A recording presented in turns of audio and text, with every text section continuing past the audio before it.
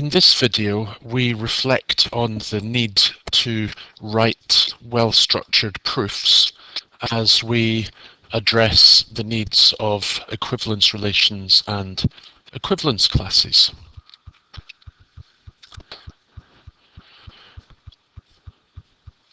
Well, before we look at the example again given here,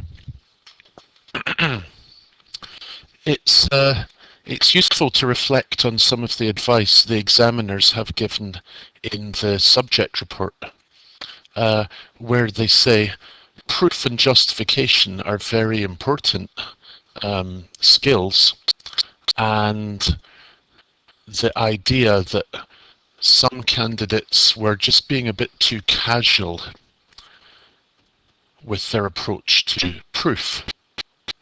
Indeed, the subject report for this particular question says that part A was done pretty well, but not always in the most direct manner. So in the exam, your ability to write well-structured proofs is certainly under scrutiny, so we have to address this. And it's perhaps no surprise, equivalence classes is a kind of a weak spot for many students around the world. So let's look at this question. Well, we're going to prove it's an equivalence relation just to practice our proof skills. It actually says show, but we're going to prove it. So the first thing we have to prove is that it's reflexive. So here's the way to do that. We can say A is related to A if and only if 4A plus A is 5N for some A and N in Z. In other words, 5A is 5N. Well, this is true if N equals A. Hence, A is related to A and R is reflexive. So as I said in the previous video, you should finish, even if it's obvious, with a closing statement that shows you're really in control of what you're doing. You know what the consequence is of this statement. Even if it's clear to you in your head, you have to put it down on paper to access maximum marks. So that was a really easy proof, but it still has to be written properly. Let's prove it's symmetric. So this is a bit like some of the proofs in the previous video. We start with a premise and we have to show it implies a conclusion. So let's go. A is related to B implies 4A plus B is 5N for A, B, N in Z.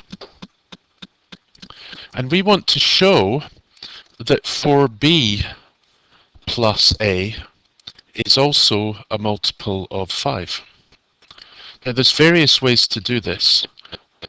Maybe this is the easiest way. We can then rearrange this to say B is 5N minus 4A. And then we can say consider what it is we want to look at, 4B plus A. That would equal 4 times 5N minus 4A plus A. And when we simplify that, we get 20N minus 15A. 20N minus 15A is 5 times 4N minus 3A. And then we can say So B is related to A, hence R is symmetric. Notice again, we've written the conclusion. So the examiner is in no doubt that you know what you're talking about. You don't have to write it exactly like I did, but words to the effect with all these parts. Finally, prove it's transitive. Actually, I would rather this was written like this. The premises are A related to B and B is related to C. They must guarantee that A is related to... Did I write that wrong? I did, didn't I? A is related to C. Okay. B related to C. You knew what I meant. Okay. So again, we have to start with those premises. If A is related to B and B is related to C, then 4A plus B is 5 times something. 4B plus C is 5 times something else.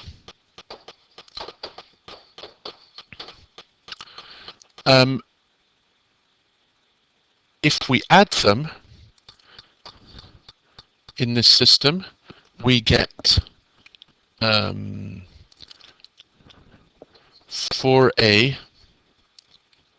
plus 5B plus C equals 5n plus m. Therefore, 4A plus C is 5n plus m minus b. Hence, A is related to C, and so R is transitive.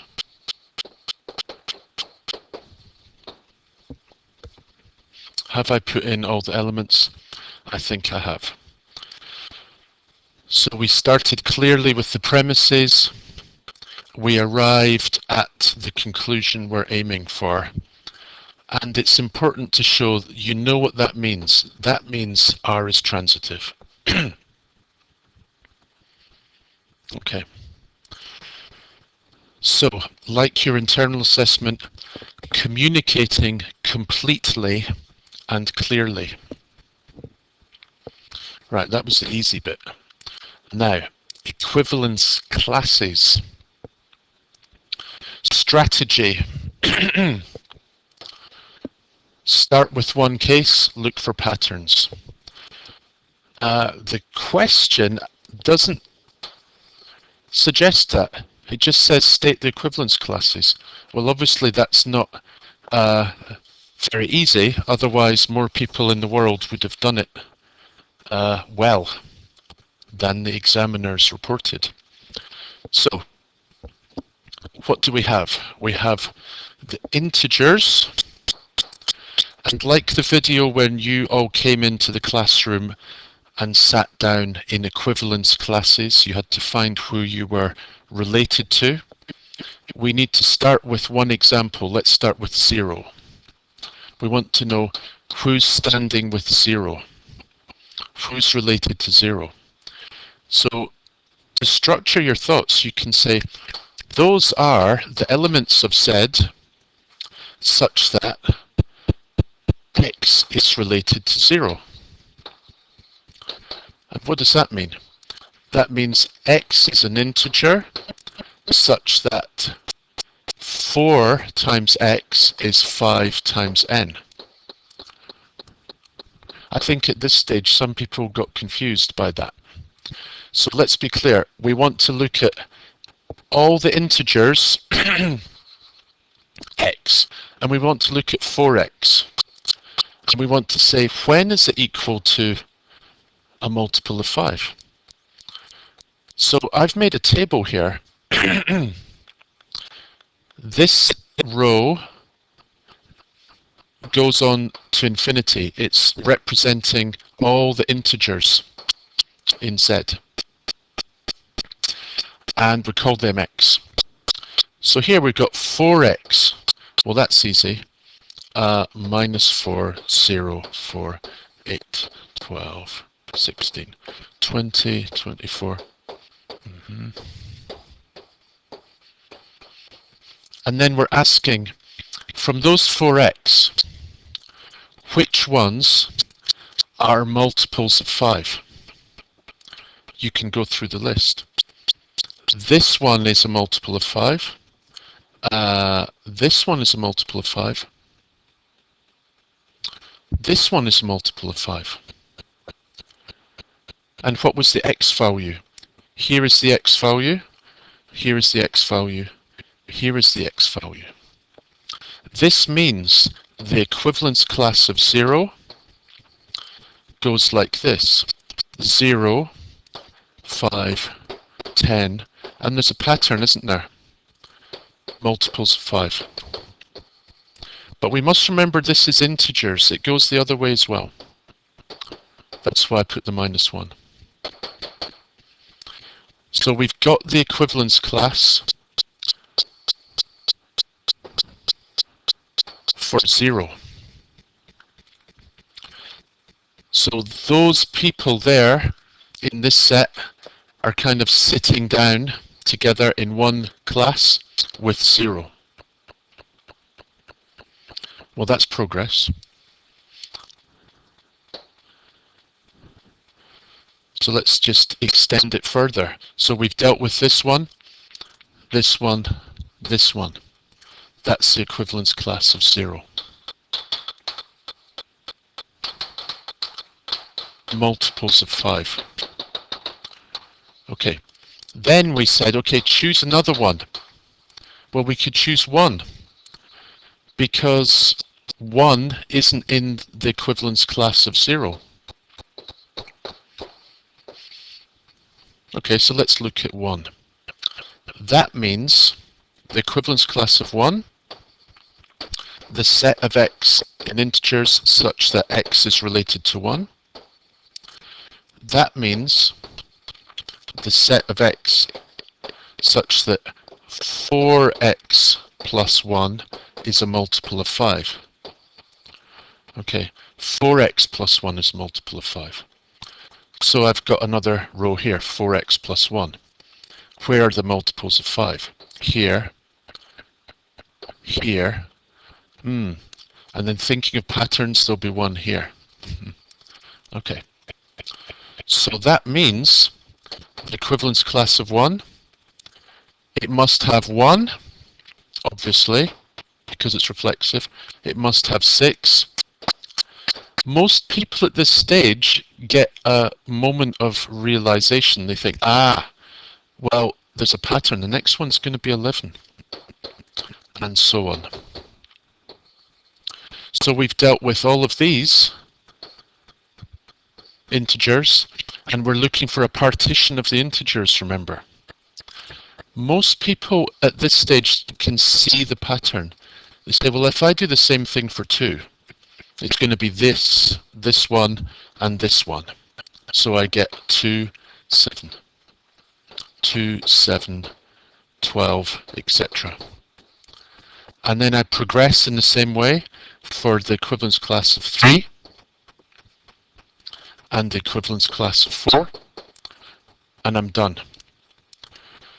So you may have to draw a table, look for a pattern, and then you will realize the answer. The question says state. I'm not sure I could state them just from the top of my head. I'd need to have a method. There's the method.